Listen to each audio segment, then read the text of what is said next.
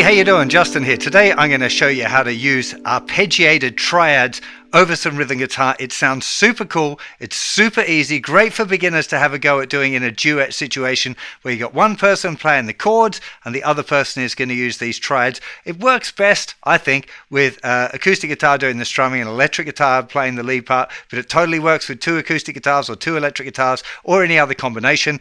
I'm using the electric guitar and I'm also using a little bit of digital delay, which I think is also a kind of an all-time classic of these sort of things. What I mean by that is when I play the strings, you can hear there's like a quiet echo coming afterwards. You don't have to use that. I just think it sounds really nice for this, so that might help you with the sound. Let's get to a close-up, check out actually how these little triads work. So at this point, I'm hoping most of you are familiar with F chord, and it's a bar chord. It's using all 6 strings. That would be an F chord. Now, as you progress toward intermediate levels, you'll learn that you can move these shapes. And this one, for example, this is a G chord. The same as you will have already learned, hopefully. This is a G power chord with our root note there on the thicker string. That's a G power chord. If we put that second finger down on the rest of the bar, we'd have another G bar chord. Okay? Now, the triad shape that we're going to use today is based on the thinnest 3 strings of that chord. So it's literally second finger on the 4th fret of the 3rd string and first finger barring the thinnest 2 strings at the 3rd fret. The way to remember that this is a G triad is that this note here and this note here, the 2 outside strings, are the same. So if you know that that was a G power chord, which you should, your first finger stays in the same fret on the thinnest 2 strings, second finger goes down 1 fret higher on the 3rd string. This would be a G chord, a G major triad. Be the name of that. Just the thinnest 3 strings we want there, none of the other ones. Now, if we wanted to move that to a C chord, we'd need to find the C on the thicker string. So I'm hoping most of you will be like, yeah, I know that. It's on the 8th fret. That would be a C power chord, a C5 power chord, right? So to be able to play a C triad now, we stay in the same fret. First finger moves to the thinnest 2 strings, second finger goes down 1 fret above it on the 3rd string, and we've got a C chord. So if we had a chord progression going from G, we'd be at the 3rd fret to the C. Really good chord progression to practice is then going back to G and then going to a D. Do you know what fret D is on? What fret is the note D found on the thicker string? I'm hoping that you know, oh, it's the 10th fret. That's where we find D5 power chord there.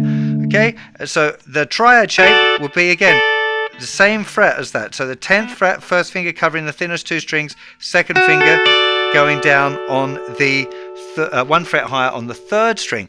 So like I said, a really, really good chord progression is doing G, C, G, and D, because it gets you moving around.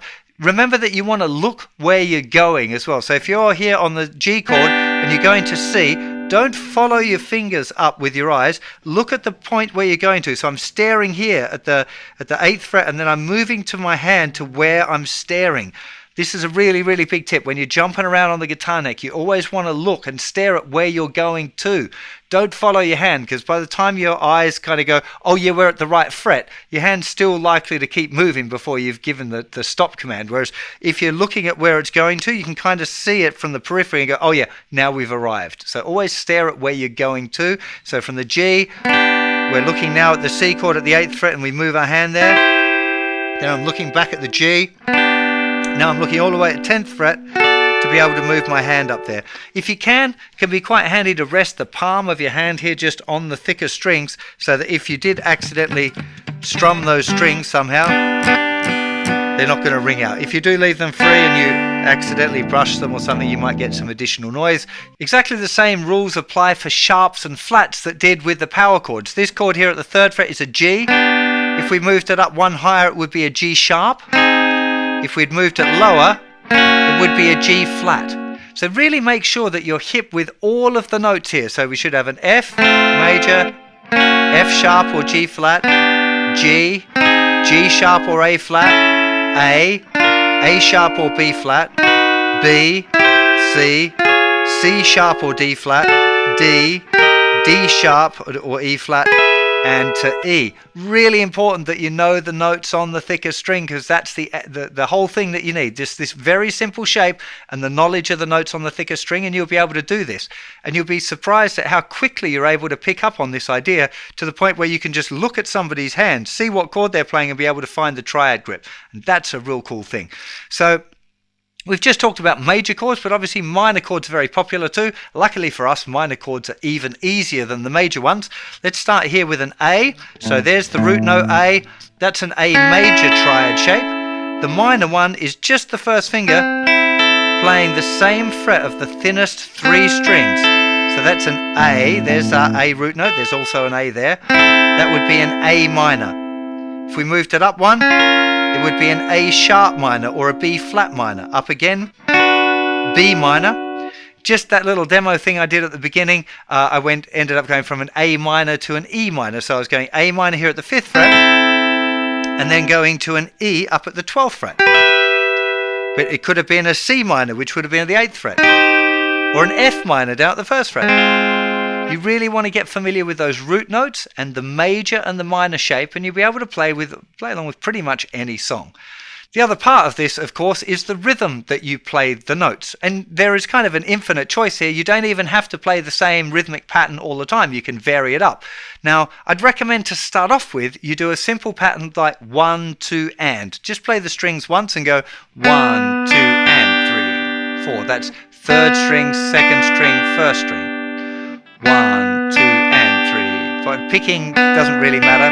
You could use down, down, up. It's probably the most logical, but I wouldn't worry about it too much. And the advantage of that pattern is it gives you a bit of a time to move to the next chord, because you go 1, 2, and 3, 4, 1, 2, and 3, 4, 1, 2, and. Whereas if you're playing right till the end, going 1, 2, and 3, and 4, and 1, 2, you really have to jump very quickly and very accurately to the new chord. So as far as the rhythms go, start with the real simple one. 1, 2, and 3, 4. 1, 2, and 3, 4. 1, 2, and 3, 4. 1, 2, and 3, 4. I had to do a little slide up there.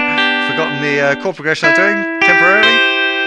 And as you get better, start to change the rhythm up. A really nice one is to do the same rhythmic pattern as Old Faithful. So down, down, up, down, like 1, 2, and 3, and 4. 1, 2, and 3, and 4. 3rd string, 2nd, 1st, 2nd, 3rd.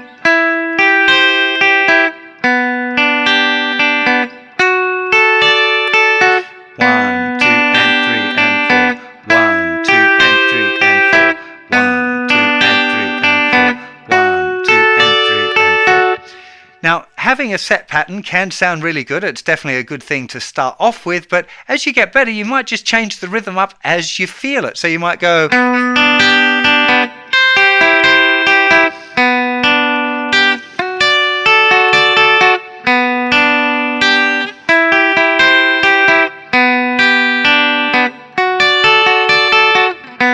It doesn't matter. You can change it up as much as you like, whenever you like. You don't have to stick to a set pattern. Some of you might have noticed in the intro there, I was using this little addition, an embellishment. And this one is the 9th. That makes it, this would be an A minor, add 9. It's just a really sweet sound. If you can do the triad, it's no harder to add that. You don't have to. It's an embellishment. You can try it out when you're playing and you're jamming along. Have a go at adding that 9th in for the minor chord and see if it works. If it sounds great, keep doing it. If it doesn't work, stop. Okay, your ears should tell you pretty quickly. If you know your music theory, adding the 9th works really well on chords 2 and 6 in the key, but it doesn't work very well on chord 3. So in the key of G, it would sound a little sour on the B minor. Again, you can understand the theory of that, and that can be useful, but your ears should tell you much quicker than your theory thinking mind would. You know, when you make music, you should be feeling it and just in the moment, not thinking about the theory, about what key you're in. That's too much thinking or not enough feeling. So I'd much more recommend that you use your ear to decide whether a chord is sounding good or not than using the theory thinking part. But if you know already, then the theory part can be helpful. This 9th chord trick also works with major chords. So if we just go back to the G again, There's the G. If we use our little finger down 2 frets higher on the thinnest string,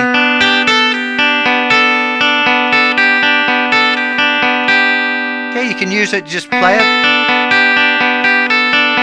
You can flick it off. Or do this hammer on flick off.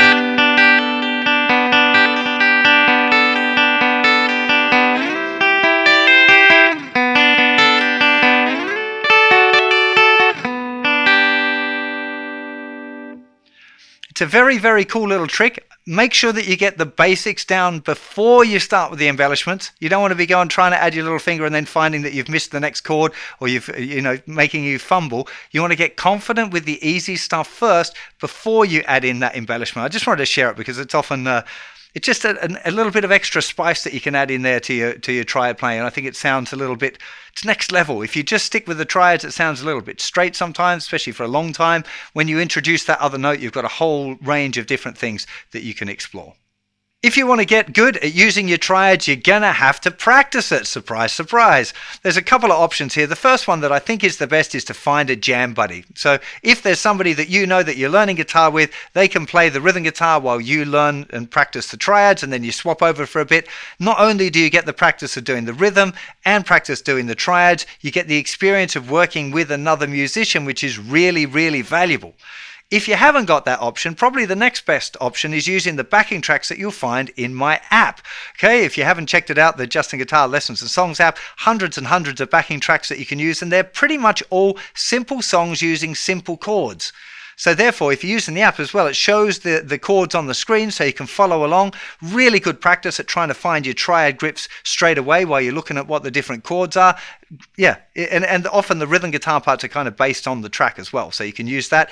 You can use the original recordings as well if you happen to know the actual song and you know what the chords are for the key. It's a little harder because you have to have memorized the chords of the key, whereas the app kind of shows you karaoke style what the next triad is that you can use. So maybe the app would be a good bridger to being able to play along with the original recording. Definitely the key thing though is to do it lots.